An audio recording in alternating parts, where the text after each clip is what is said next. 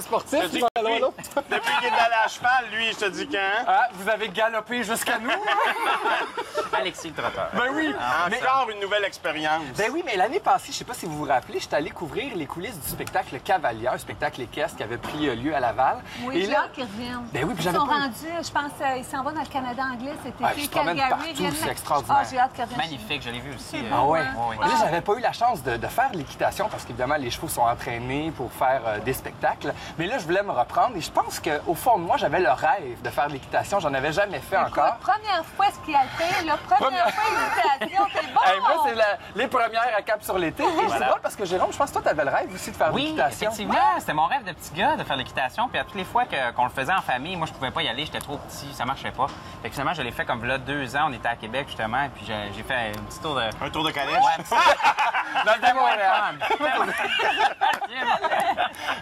Alors moi, pour l'occasion, je me suis rendu en Montérégie. C'est l'école d'équitation 1101. 1101, c'est l'adresse. Et je vous ai rapporté des images.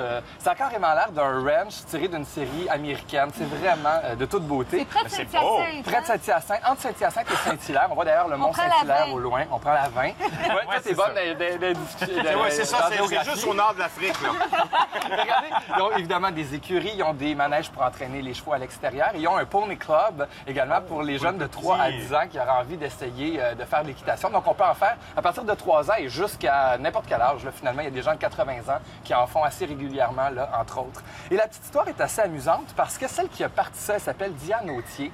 Et à 23 ans, elle travaillait dans les banques. Elle faisait de l'équitation pour un passe-temps. Puis elle a dit, non, c'est pas fait pour moi. Je me pars mon école d'équitation. Elle a compris que c'était son affaire. Et aujourd'hui, ça fait 38 ans qu'elle a son école. Elle a commencé avec un cheval, un élève. Maintenant, elle a une vingtaine de chevaux, une trentaine d'employés et près de 40 000 personnes qui vont la visiter chaque année parce qu'elle reçoit des groupes scolaires, des groupes corporatifs également. Et ce que je trouvais amusant là-bas, c'est qu'on a non seulement des cours, évidemment, si on veut devenir cavalier, donc on peut passer niveau 1, 2, 3, 4, mais il y a aussi des randonnées pour débutants en mon genre. Donc, un cours d'une journée.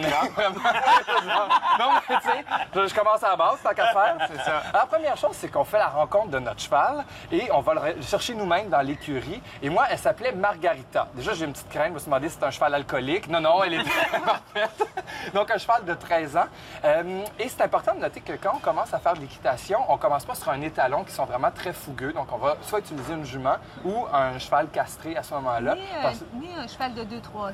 Non, ni un oui, qui a beaucoup ans, d'énergie. parfait, 13 ans, c'est parfait parce qu'un cheval est dit adulte à 5 ans, mais ça peut vivre quand même jusqu'à 35 ans. Ensuite de ça, on donne le petit cours, la petite formation de base. Et là, comme c'est la randonnée... Bien, je l'ai suivi, mais hein? Et ils font ça assez simplement. Par exemple, pour guider, habituellement, quand on dirige un cheval, on va le faire à 2 mains. On va tenir les rênes à 2 mains. C'est la méthode anglaise. La méthode anglaise. Et là, on va le faire donc seulement à 1 main, donc très simplement. Western. Alors, si on va à la gauche, on l'amène à gauche. Si on va à la droite, on va à droite. C'est vraiment très simple. Là, j'ai compris vite les bases.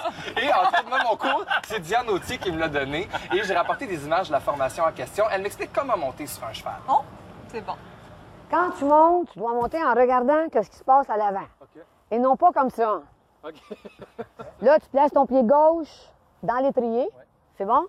Là, en regardant en avant, là, tu tiens ici le pommeau, là, tu te places. Là, tu traverses ta jambe allongée. Ça, c'est comme les professionnels. Là, je dirais. Oui. Je regarde devant. Oui. J'étire la jambe longue. Je m'en vais OK. par-dessus. Hey, c'est pas pire quand même. Ben oui. Hey, là, je me sens mieux que tantôt, là. Oui, bon, en confiance. C'est bon. Ah ouais. Ce sera pas long que je vais avoir de la confiance, je pense. Tu fais ton gars qui a confiance. Ben, pas le choix. Mais c'est tellement majestueux, ces animaux-là. Hein? C'est impressionnant qu'on arrive à côté t'a d'eux. senti Un peu de ça. Je vais utiliser Steph. Non, mais t'es généreux. Mais je vais te dire une affaire, Marc. C'est que je suis bonne élève et elle me disait qu'il fallait vraiment avoir une bonne position, épaule, hanche, talon. Donc moi, j'étais peut-être un petit peu trop tendu. Une fois qu'on a commencé la randonnée en forêt, là, ça s'est très bien passé. Alors, on part avec un guide. Dans ce cas-ci, moi, c'était Ariane. Je la salue. Et donc, on apprend à maîtriser le cheval, finalement. C'est promenade en forêt aussi, c'est le fun. C'est pas dans un rond d'un ring. Oui, c'est pas dans le manège, justement. Donc, on est dans la nature. aventure.